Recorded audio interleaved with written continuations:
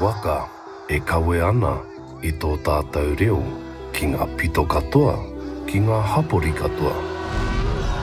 O ngā motu me te ao whānui. He tino tohu tēnei, kei runga mātou te huarahi tika ki te hāpai tō tātou reo iara.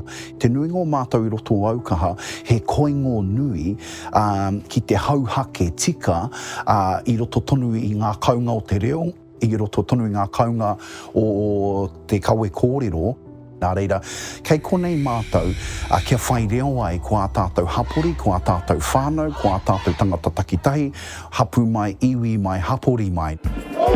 Kia ora mai rā, he rā anō, he kai kōrero anō, ko tamaiti e mihi atu ana kia koe. Morena. Tētahi o nā tino hua I puta I tō mātou mahi kawe kōrero, ko te tōpuni I te katoa o te hunga kōrero Māori, te rāngai pāpāho. E taku kuini ngā wai hono I te pō, tūmaira, ko tūmaira. Kārahi mātou Aukaha me te ao Māori News, Tohu News me te reo tūru, ki te tono, ki te tuku pōhiri atu ki nā te ao pāpāho katoa hihi ana ki te whakauru ki a mātou pāho mataura, ki te whakamānawa, o tira ki te mihi kia kingi tūheitia. Ko tahitanga o te whānau, ko tahitanga o ngā iwi, ko tahitanga o ngā hapori katoa o Aotearoa. Ki te kore ko ngā whakamenenga, ki te kore ko te hunga e ngā kaunui ana, ki te tiro mai ki tō mātou ao Māori, ki te whakarongo mai ki tō tātou reo.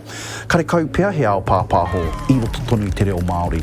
Ko te ao pāpāho, tētahi wāhi e tae atu te kato o te ao, te hono atu ki te whakarongo ki te reo, me hei kakana hau he tini nā rangatahi, ko whita pēr te ahi ki roto I o rātou mahi, kia tika tō tātou āpōpō I roto tonu I tēnei rāngai e noho taumahana.